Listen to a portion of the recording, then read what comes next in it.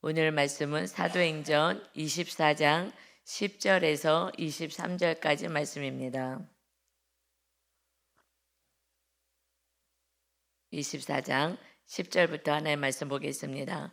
총독이 바울에게 머리로 표시하여 말하라 하니 그가 대답하되 당신이 여러 해 전부터 이 민족의 재판장 된 것을 내가 알고 내 사건에 대하여 기꺼이 변명하나이다 하고 말씀해요. 이것은 지금 가이사라의 총독 앞에 대제사장과 장로들이 다시 거기까지 와서 이제 고발을 했을 때 총독이 바울에게 한번 얘기해봐라. 근데 그들은 뭐라고 고발을 했냐면 24장 5절부터 보면 전염병 같은 자이고 나사렛 이단의 우두머리고 성전을 더럽혔습니다 하고 고발을 했어요. 그럴 때 그러면 바울이 당신이 대답해봐라 했을 때 그가 대답하되 당신이 여러 해 전부터 이 민족의 재판장 된 것을 내가 알고 내 사건에 대해서 얘기하겠습니다. 여러 해 전인데 이것은 6년 전부터 이제 총독으로 부임해 왔어요. 그래서 유대 문화에 대해서 종교에 대해서 잘 알고 있는 것입니다. 그러니 잘 알고 있으니 내가 얘기를 하겠습니다 하면서 11절에요. 당신이 아실 수 있는 바와 같이 내가 예루살렘에 예배하러 올라간 지 열 이틀밖에 안 되었고 나는 지금 예루살렘에 온 지가 10일밖에 안 됐습니다. 계속 선교하러 열방을 지금 다녔죠. 그래서 10일밖에 안 됐습니다. 그러니 그들은 내가 성전에서 누구와 변론하는 것이나 회당 또는 시중에서 우리를 소동하게 하는 것을 보지 못하였으니 이제 나를 고발하는 모든 일에 대하여 그들이 능히 당신 앞에 내세울 것이 없나이다. 내가 10일밖에 안 됐는데 내가 이렇게 뭐 소동을 벌이고 뭐 이런 일을 한 적을 사람들이 보지도 못했고 할 시간도 없었습니다. 그러면서 14절 그러나 이것을 당신께 고백하리이다. 나는 그들이 이단이라 하는 도를 따랐습니다. 그들이 얘기하는 것을 사실은 나를 이단이라고 했다 이것이 흥분될 만한 일이기도 한데 그들이 뭐 예수님도 죽이고 이렇게 박해를 하고 또 본인이 박해하는 자였어요. 자기가 계속 당해온 게 아니라 자기가 사도 바울이 예수님 믿는 자를 잡으러 가고 그러다가 예수님을 만나서 왜 나를 박해하느냐 하고 예수님을 만났잖아요. 그러니까 본인의 삶은 이들과 똑같이 박해하는 자였고 예수님을 이단이라고 본인도 생각했던 사람이기 때문에 이것에 흥분하지 않고요. 막 억울해하지 않아요. 내가 가해자였기 때문에. 그런데 내가 피해자였으면 이게 막 억울한 거예요. 내가 하나님 앞에 열심히 충성을 다하는데 이 사람들이 막 이단이라고 해 이렇게 할 텐데 본인이 그렇게 생각하고 본인이 박해하는 자였기 때문에 그것에 대해서 잘 그냥 설명을 할 뿐이에요. 그렇습니다. 이들이 이단이라고 하는 나는 예수님에 대해서 나는 전하는 자였습니다 라고 담담하게 얘기할 수 있는 거죠. 본인이 그렇게 했기 때문에 거기에 대해서 이거는 억울함이 없어서 흥분할 이유가 없어요. 그냥 담대하게 얘기해요. 본인도 과거에 그렇게 생각했으니까 맞습니다. 이들이 이단이라고 생각하는 도에 대해서 예수님에 대해서 내가 따르고 있습니다. 그런데 조상의 하나님을 섬기고 있고 율법, 선지자의 글에 기록된 것을 다 믿습니다. 이 유대인들이 우리 백성들이 믿는 그 하나님 나도 똑같이 믿습니다. 하지만 그들이 이단이라고 하는 그 예수님에 대한 그 복음을 전하고 그것을 따르는 것이 맞습니다. 그들이 기다리는 바 하나님께 향한 그러니까 유대인들이 지금 나를 고발한 자들이 기다리고 있는 것은 하나님께 대한 소망을 나도 가졌으니 곧 의인과 악인의 부활이 있으리라 함이니이다. 지금 바리새인들도 또 사두개인을 빼놓고는 귀족들 그들을 빼놓고는 그래도 부활을 믿고 있거든요.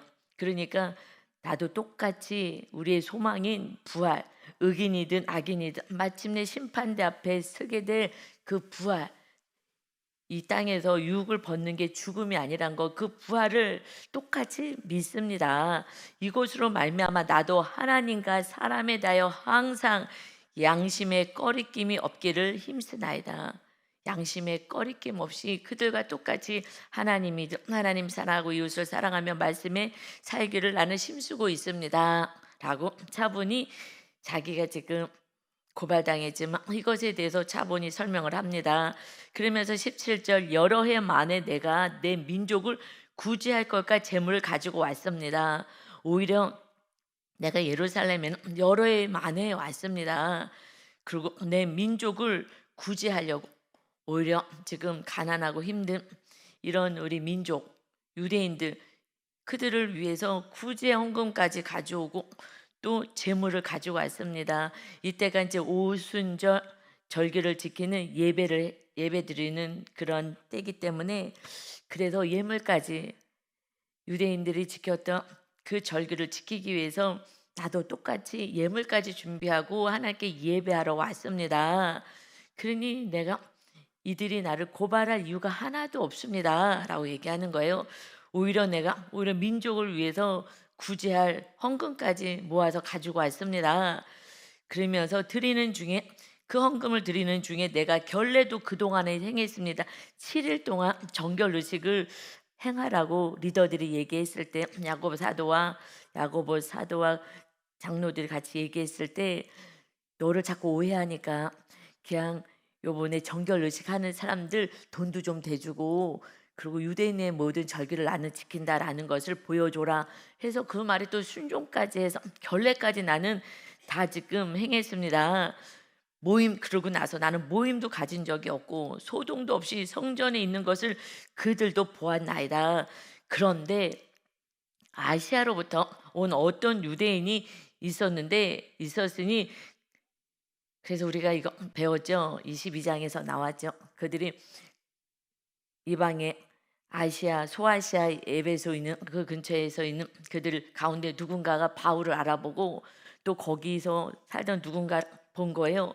그래서 같이 시내에서 바울하고 얘기하고 있는 것을 보고서는 그리고 바울이 성전에서 예배하는 그 모습을 보고 그 이방인도 데리고 성전으로 들어간 걸로 그들이 착각했다 그랬어요.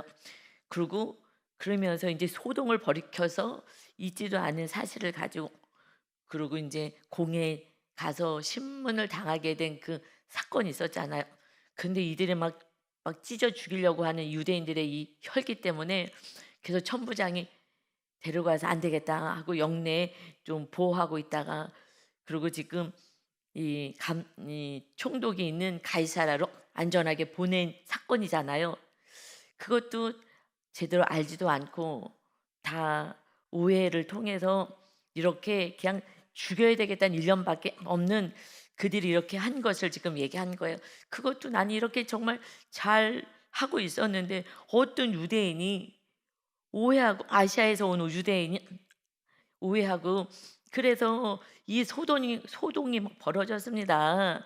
그대로 일어난 것을 우리가 다 공부한 거 다 그대로 얘기하는 거예요. 19절에 그들이 만일 나를 반대할 사건이 있으면 마땅히 당신 앞에 와서 고발하였을 것입니다. 그렇다면 그 증인을 데리고 와서 정확히 얘기했을 것입니다. 그런데 그 사건이 정확히 없었기 때문에 그러니 나를 고발하려고 그 사람들 아시아에서 온 사람도 데려오지 않았어요.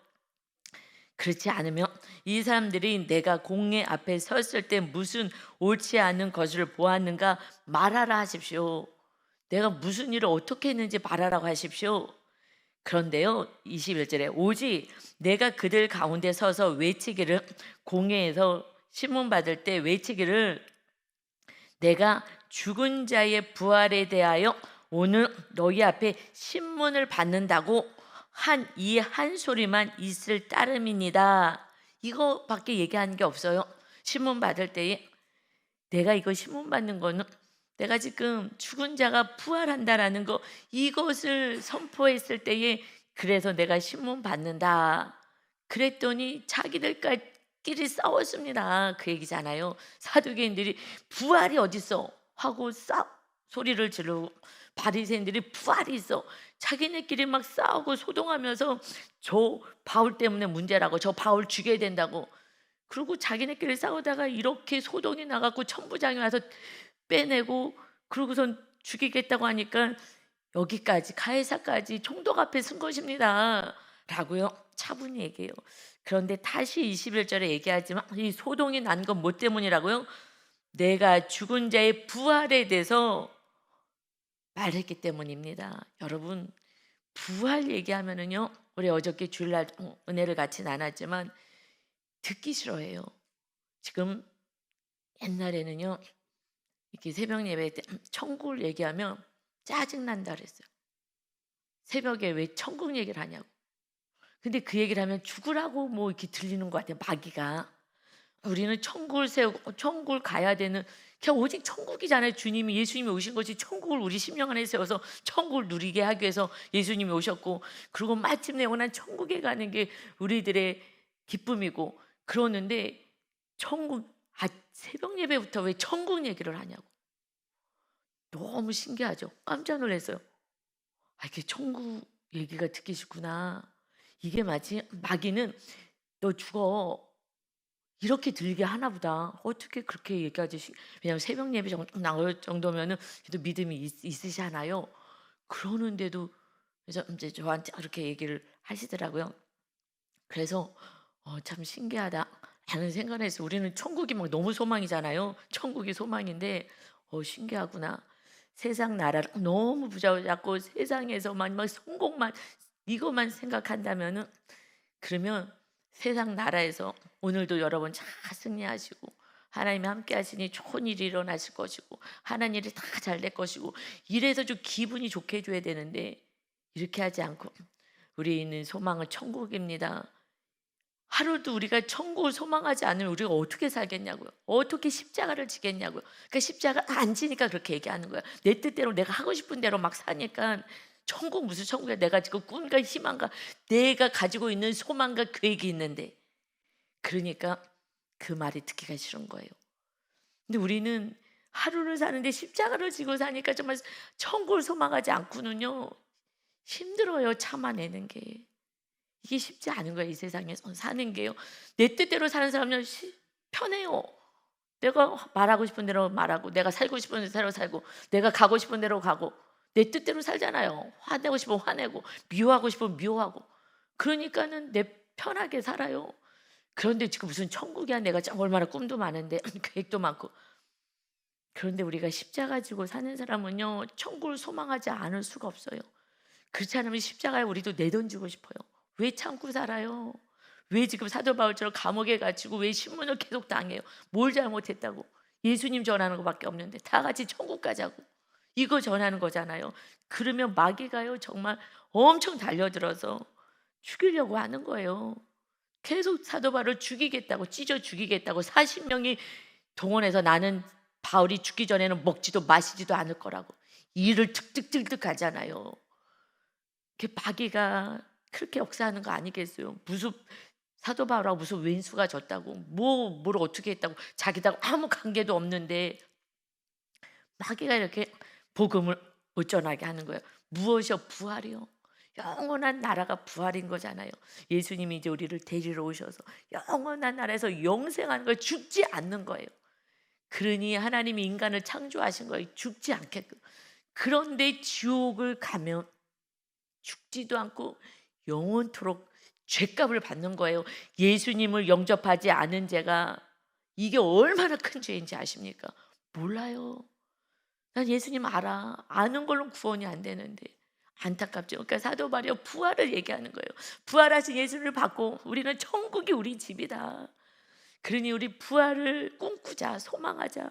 이따도 좀 아파도 부활체의 몸이 된 예수님을 나는 봤어. 그래서 증인이 되는 거예요. 그러니 누가 전해요? 증인이 전하는 거예요. 예수님 나와 함께 내 안에 거할 때 이거를 참아내고 전할 수 있으니, 그러니 천국을 소망하지 않고서는요 십자가 내려놓고 싶어요. 같이 싸고 싶고 목회하고 싶지 않아요.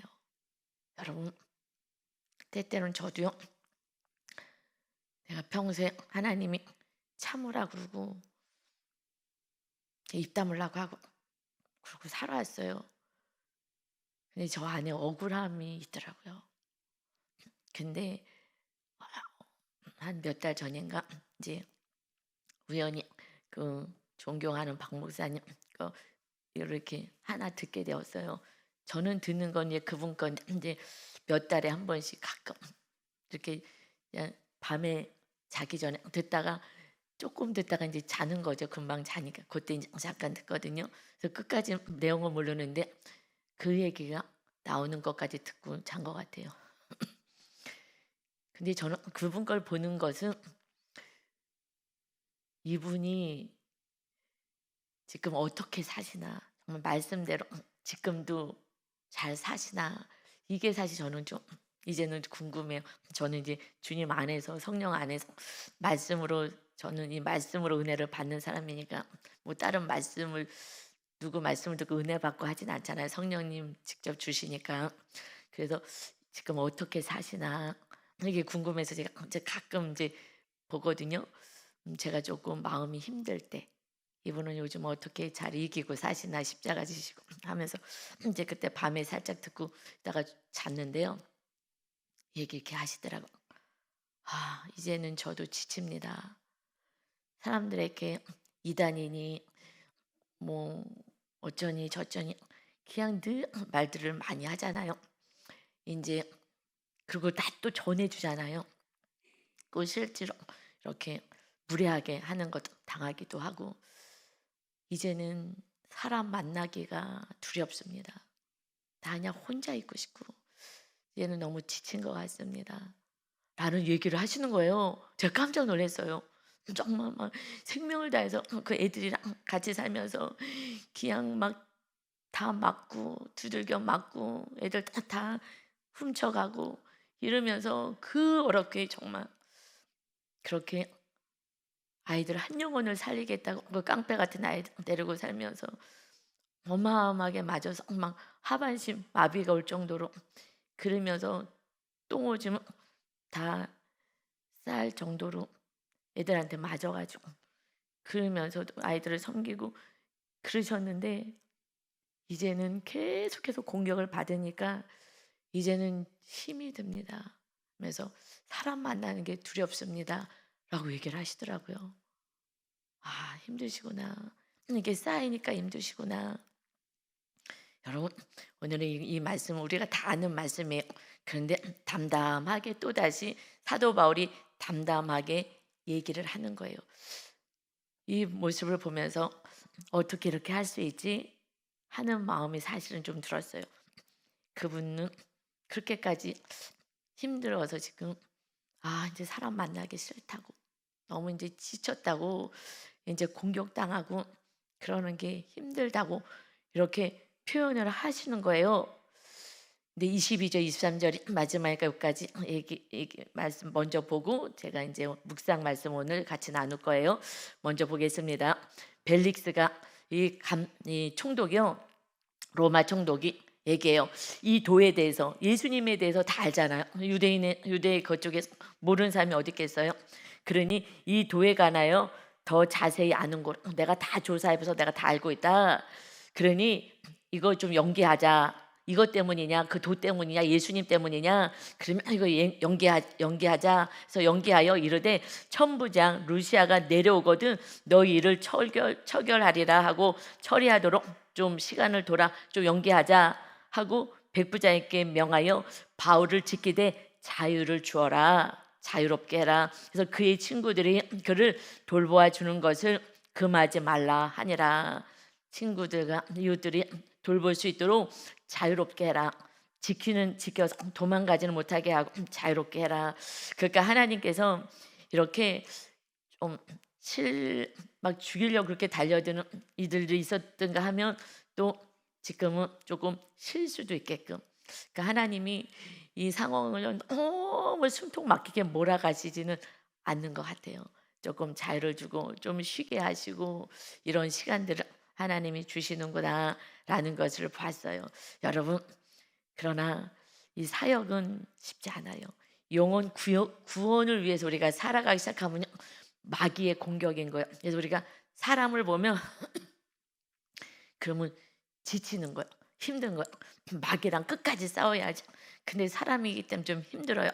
왜냐하면 사도 바울이 이렇게 할 수 있었던 것은 외향이에요. 그리고 좀 사고형이어 가지고 이게 별로 안 쌓이고 살았어요. 왜요? 그 과거의 삶은요. 내가 가해자의 삶을 살았어요. 내가 외향이기 때문에 내가 하고 싶으면 다 하고 내가 내 뜻대로.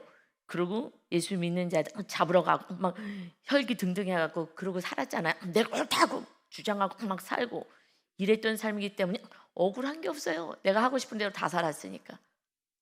그 차이가 있어요. 그러니까 또 이 상황에서 내가 죄인 중에 괴수입니다 하면서 겸손하게 이렇게 더 복음을 생명을 다해서 전할 수 있는 그거 있어요. 안에 억울함은 없어요. 그런데 이제 그 박 목사님도 내향이셔요. 그리고 관계 중심이셔요. 그래서 늘 참고 산 거예요. 근데 목사님 되기 전에 이혼했다 그러잖아요. 이혼하고 아버지가 엄청 강하셨어요. 그래서 아버님도 목사님이셨는데 이분이 70 가까이 됐을 때도 아버지 이렇게 안말에도 어깨라도 이제 연세 드셨으니까 90 넘으셔서 안말에도 이렇게 해드리려고 이렇게 가려고 하면 아버지가 뭐 하냐고 쳐다보려고 딱 쳐다보는 순간 움찔해가지고 가서 어깨를 못 주물르겠다고 하시더라고요.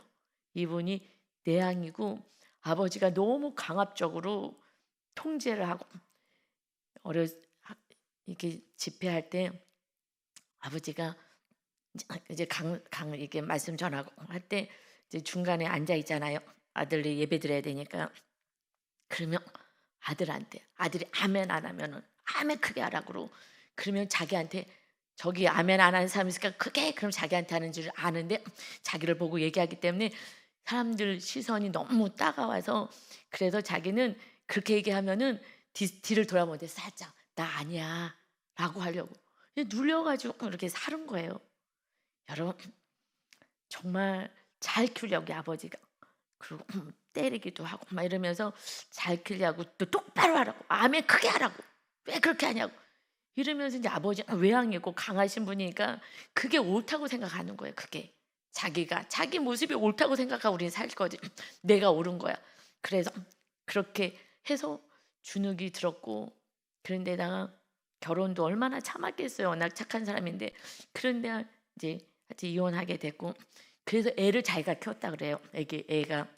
아기를 그 정도 이게 잘 참고 이러신 분이었는데 이제 하나님이 부르셔서 그 다음부터는 또 더 참고 산 거잖아요. 그냥 그랬는데 이제는 연세가 되시니까 이제 너무 힘들다 참는 거.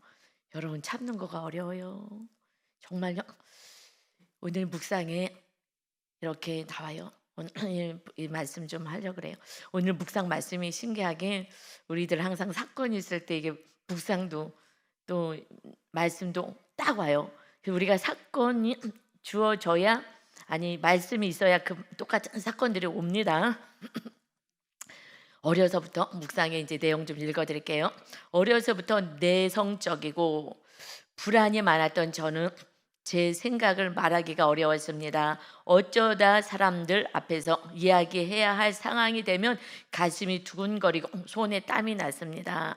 내향으로 살면 왜냐면 막 외향들은 그냥 말도 안 되는 소리를 막 하여 그냥 말도 안 되는 뭐 앞뒤 없는데도 그냥 막 얘기해요. 뭐 자신감 있게. 그런데 내향들은 말을 다 이렇게 좀 정리해서 실수하지 않으려고 이렇게 정리해서 말을 하거든요. 그래서 말을 많이 하질 않아요. 그런데 그래서 사람들 앞에서 얘기하려면 좀 이렇게 완벽하게 좀 하려고 하니까 좀 두근거리고 손에 땀도 났습니다. 그러니까 실수는 좀 덜하죠. 그런데 특히 연장자나 권위자 앞에서 서면은 주눅이 들고 머리가 하얘졌습니다. 연장자나 권위자 앞에서 주눅이 들었다는 것은 부모가 이렇게 양육했다는 거예요. 무섭게 강압적으로 소리 지르고 화내고 인상 쓰고 그러면 권위자에 대해서 눌리는 거거든요. 부모가 이렇게 안 키웠으면 부모님도 좀 내향적이다가 뭐 관계 중심이어서 좀 부드럽게 했으면 이러지 좀 않았을 텐데 그래서 머리가 하얘질 정도로 주눅이 들고 이렇게 된 거예요. 부모의 양육인 거거든요. 나이가 들면서 이런 증상은 조금씩 나아졌지만 여전히 제 이야기를 하기가 어려웠습니다. 사람들은 이런 저를 착하게 봤지만 말 안 하고 그냥 수능적이니까 착하게 본 거예요. 제 속에는 억울함과 분노가 쌓였습니다. 이거를요 표출하지를 못하니까 늘 억울함이 있는 거예요. 늘 당하는 것 같으니까. 왜냐하면 부모가 세게 얘기해요. 배우자가 세게 강하게 얘기를 해요.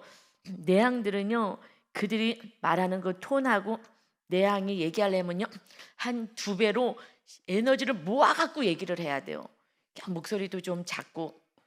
그러기 때문에 이들은 같이 상대하려면요 힘이 들어요. 이들은 벌써 이제 자기 주장을 하려면 더 세지니까 제압하려고. 부모든 배우자든 뭐 선생이든 누구든 세지는 거예요. 벌써 인상 쓰면서 얼굴로 무섭게 하면서 눈을 뒤집어 까면서 이르면서 얘기해. 본인들이 안 보여서 몰라서 그러지. 상대방을 제압하려고 눈과 모든 인상을 쓰면서 무섭게 해요. 부모들이 자녀들에게. 이렇게 하니까 거기에 이제 눌리거든요. 근데 그들을 이기려면 애들이 부모를 이길 수도 없고 이제 청소년기 뭐 청년기 가서 이제 그때 이제 폭발하는 거죠. 그러니 그거를 이기려면요 에너지를 막 끌어 모아가지고 소리를 내야 되는 거예요. 너무 진이 다 빠지는 거예요. 그래서 입을 다물어요. 이들은요 그냥 성향이니까 막 소리 지르면 얘기를 한단 말이에요. 그런데 내향들은 그게 쉽지가 않거든요. 그러니까 이 안에 그냥 참는 거예요. 자꾸 참으니까 억울함이 있고요. 그 다음에 하지 못했던 분노가 있어요. 여기 똑같이 나오잖아. 착하게는 봤지만 제 속에는요 억울함과 분노가 있어요. 그래서요 부모든 그런 사람들하고 가까이 안 가고요 인연 끊으려고 그래요. 가까이 안 가. 왜요? 자꾸 상처를 주니까 자꾸 눈을 부릅뜨고 함부로 말하고 그러니까 힘들고요. 그래서 누군가 제 마음에 어떤지 물어. 요즘 마음이 어떠세요? 하고 묻기만 해도 눈물이 납니다. 눈물이 나는 거예요. 이 억울함이 막 올라오는 거예요. 그러다가 더 심해지면 그냥 분노가 나는 거예요. 막 나도 막 패 죽여버리고 싶은 마음도 있고요. 화가 막 쏟는 거예요. 이 내향들이 참고 살아서 그래요. 그래서 병 걸리는 거예요. 여러분 이것이 정말 부모가 너무 성향을 모르고 자녀를 키우면요 다 상처가 있는데요. 나중에 언제 나타나요? 30이 넘어서 나타날 수도 40이 넘어서 나타날 수도 있고요. 언젠가는 나타나요. 왜요? 이 안에 있는 억울함과 분노를 누군가가 계속 가해 주잖아요. 계속 그러잖아요. 이제는 우울 속으로 빠지는 거예요. 그러니까 박 목사님이 이제 너무 지쳐서 이제는 사람들 만나기가 싫어요. 그냥 나 혼자 조용히 살고 싶어요. 라고 말씀하는 게 저는 이해가 돼요. 정말 이해가 돼요. 여러분 그런데 그러면서 이분이 이제 좀 회복이 되고 이제 리더로까지 성장됐다라는 것이 오늘 묵상에 이제 그거는 여러분이 이제 묵상집 자사서 제가 읽어보시고요. 제가 상담을 했으니까 여러분에게 도움을 주는 거예요. 내 자녀가 내향이어서 막 말도 제대로 빨리빨리 안 하고 속 터진다고 빨리 얘기하라고 왜 그렇게 미적거리냐고 막 이렇게 하지 말라는 얘기예요. 성향이 다른 거니까. 그래도 내향도 잘 살아요. 그러니 지금 이제 적용하기 위해서요. 우린 적용하기가 중요하잖아요. 근데 적용하기 어떻게 나오냐? 여러분이 그냥 읽고 말 것 같아가지고 제가 좀 설명을 해드리는 거예요. 적용하기에 내가 소그룹 리더예요. 구역장님이신 거예요. 소그룹 모임을 인도하기 전에 꼭 해야 할 말만 하게 해달라고 기도하겠습니다. 이 사람이 내향이거든요. 그런데 기도를 어떻게 해요? 내가 얘기하기 전에 이게 소그룹 이렇게 모임하기 전에 내가 꼭 해야 할 말만 하게 해달라고 기도하겠습니다. 내향은요 꼭 할 말만 해요. 그래서 외향들은요 그냥 할 말 안 할 말 주절주절 쫙 얘기하거든요. 근데 사실은 듣기 싫어. 그런데 그냥 참고 들어주는 거예요. 사실 참고 들어주는 거예요. 그래서 소그룹 2가지잖아요. 소그룹 지체들에게 전화 신방을 할 때에 제 얘기를 하지 않고 나 얘기는 안 하고 잘 듣겠습니다. 이 사람은요 성향을요 개발해야 되는데요 이렇게 계속 살면 안 되는 거거든요. 그런데 모르니까 이런 거 누가 안 가르쳐 주니까 개발해야지 좀 이걸 이겨내고 성향을 이겨내고 가야 되거든요. 그런데 이걸 안 배웠으니까 그냥 자기 성향대로 적용도 하는 거예요. 그냥 내 얘기 안 하고 원래 잘 들어요. 근데 뭘 더 잘 듣겠다고 기도해요. 내가 할 말만 할 거예요. 말수를 더 줄이겠다는 거예요. 딱 할 말만. 그래서 말 많이 안 해요. 말 주절주절 하는 사람들 말 듣는 게 힘들어요. 그렇지만 잘 듣겠습니다. 잘 듣고 있어요, 지금도. 그래서 이렇게 이 성향대로 살면 안 돼요. 지금 성향대로 살아서 이것이 나중에 가면 또 이제 우울함과 억울함과 분노가 또 일어나는 거예요. 그래서 개발해야 돼요. 어떻게 반대로 개발해야 돼요. 내가 좀 실수해도 내가 말을 해서 실수해도 내가 그것을 잘 이겨야지. 이렇게 말을 좀 많이 하는 훈련을 해야 되고요. 내향들은 잘 듣겠습니다. 내가 더 말을 많이 해야 돼요. 이거 늘 듣기만 하고 할 말만 하겠습니다. 그래서 오해도 생길 수도 있어. 너무 할 말만 하니까 내 마음을 제대로 잘 표현하지 않아서. 외향들은요 이렇게 적용해야 돼요. 할 말만 하겠습니다. 말수를 줄여야 되고요. 내향들은 좀 말씀을 들켜야 되고요. 그래서 외향들은 말을 좀 덜 하고 들어야 되고, 내향은 좀 말을 좀 많이 해야 돼요. 그런데 지금 적용하기를 이렇게 자기 성향대로 살겠습니다라고 얘기하는 거거든요. 이렇게 하면요 또 어느 날 또 막 억울함과 분노와 이것이 또 막 올라와서 이게 막 표출해 버리고 말아요. 여러분, 이게 성향이 엄청 중요해요. 다 병 걸리고 사는 거예요. 병 걸려서. 그러니까 우리가 죄인인 거라고요.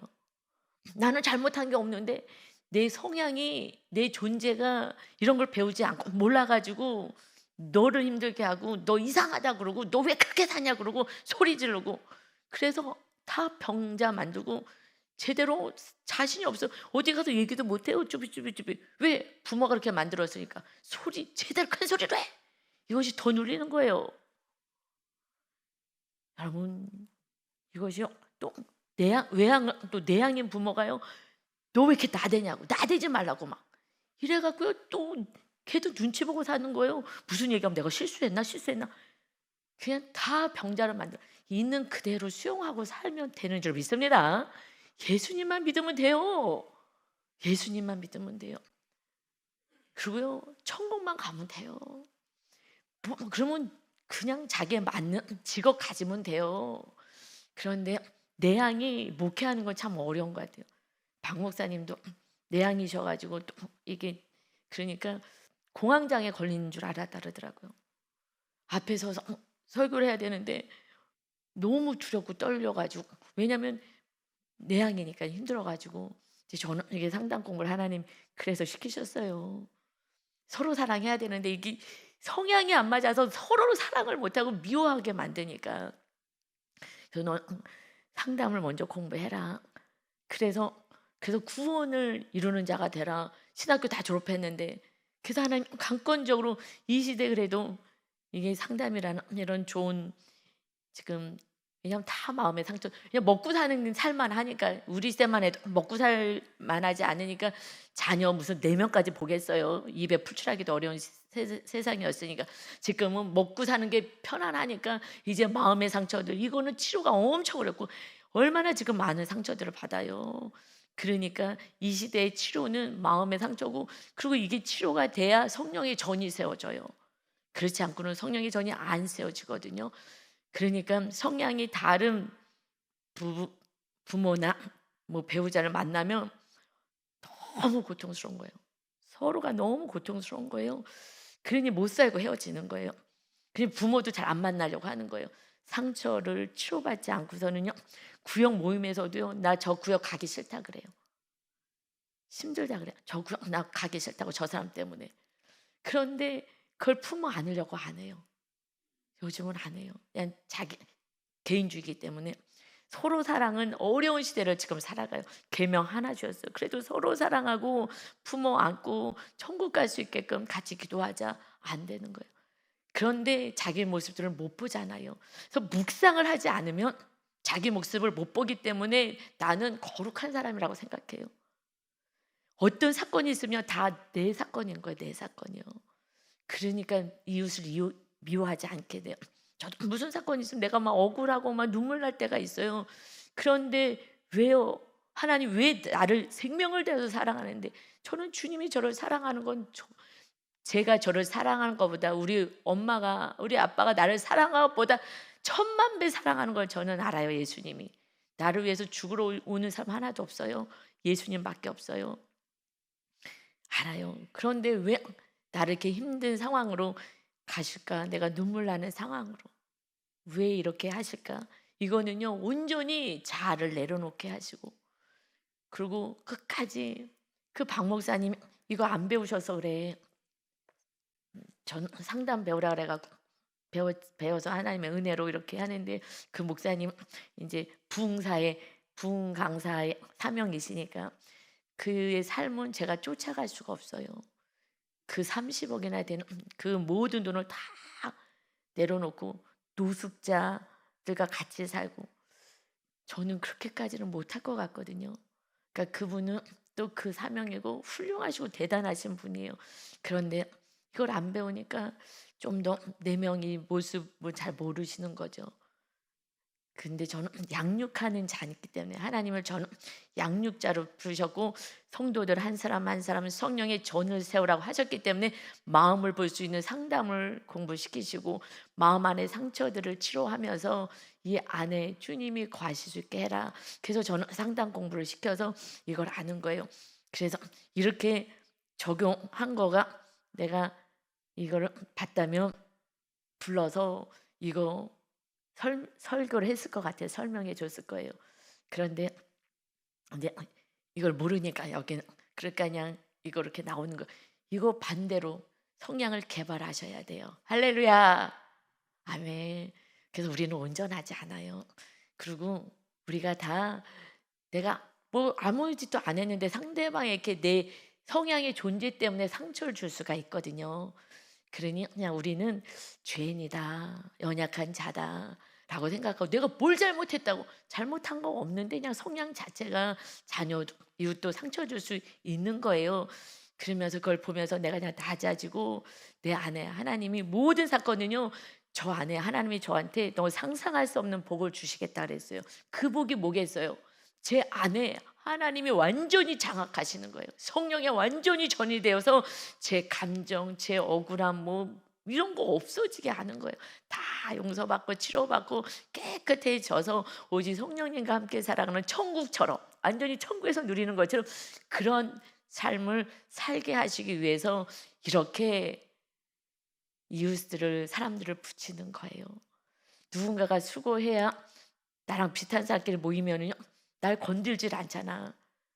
그러니 편안하게 나랑 비슷한 사람끼리 살면요, 정말 너무 재밌어요. 우리가 몇 시간도 얘기해요. 몇 시간도요, 차 마시고요, 자근자근 얘기 잘해요. 센 사람들이랑 얘기하는 게 힘들어서 그렇지. 그래서 재밌거든요. 그러면요, 즐겁게 살아요. 그런데 그렇게 살면 개발이 안 되고요, 내 안에 있는 이런 온전하지 않은 것을 회개할 수도 없고요. 그래서 성령님이요, 반밖에 있을 수가 없는 거예요. 그러니 하나님이 우리를 주위에 나랑 다른 사람들을 붙이셔서 힘들지만, 그러나 용서하고 사랑하며 우리들의 그 개발을, 성향을 다 개발해서 모든 이들을 품을 수 있도록 하나님이 훈련시키시는 줄 믿습니다. 그래서 목사님, 전도사님, 리더들은요, 지금 훈련시키는 거예요. 성향이 다른 사람들만 이것을 수용할 수만 있으면, 그러면 그들을 다 살려낼 수 있어요. 성향 때문에요, 자꾸 거리를 두게 되고, 그리고 자꾸 뭐 정죄를 하게 되고 서로가 이러거든요. 그러니 우리가 큰 그릇이 된다면, 리더는요, 하나님을 훈련시키십니다. 정말 힘든 사람을 붙이셔서 너 죽어, 자아가 더 죽어야 돼. 그래서 자아를 완전히 지금 내려놓고 상상할 수 없는 복, 제가 하나님이 저를 막 상상할 수 없는 축복, 성령의 완전한 충만한 그 삶을 살게 하기 위해서 이렇게 하신 것을 저는 알기에, 억울하고 때로는 눈물도 나고 때로는 또 분노도 일어나지만, 그러나 주님 앞에서 또 털고, 그리고 또 오늘도 또 힘차게 주의 성령님과 함께 동행하는 줄 믿습니다. 여러분, 모든 사건은 나를 거룩하게 하시고 큰 상급을 받고 많은 영혼들을 살리게 하는 사건인 것을 믿으시고 오늘도 감사와 찬양이 넘치는 그런 한 날 되길 예수님의 이름으로 축원합니다. 아멘. 아버지 감사합니다. 모든 것이 은혜입니다. 모든 것이 감사입니다. 아버지, 내 존재 자체가 이웃에게 상처를 줄 수 있는 우리들의 연약한 이 모습 그냥 죄인입니다. 아버지 하나님, 왜 나처럼 안 하냐고 다들 화를 내지만, 그러나 하나님, 우리는 내가 성령의 전이 되도록 하나님 훈련시켜서 성향이 다른 모든 이들을 원수까지도 사랑하게 해서 우리가 정말 하나님의 거룩한 자녀, 열매 맺는 자녀, 상급 받는 자녀로 하나님이 세워가시는 큰 그릇으로 만들고 계심을 믿습니다. 오늘도 말씀 안에서 승리하게 하시고 주님 안에서 기쁨을 누리는 축복의 통로로 멋지게 살게 하시옵소서. 예수님의 이름으로 기도 올리옵나이다. 아멘.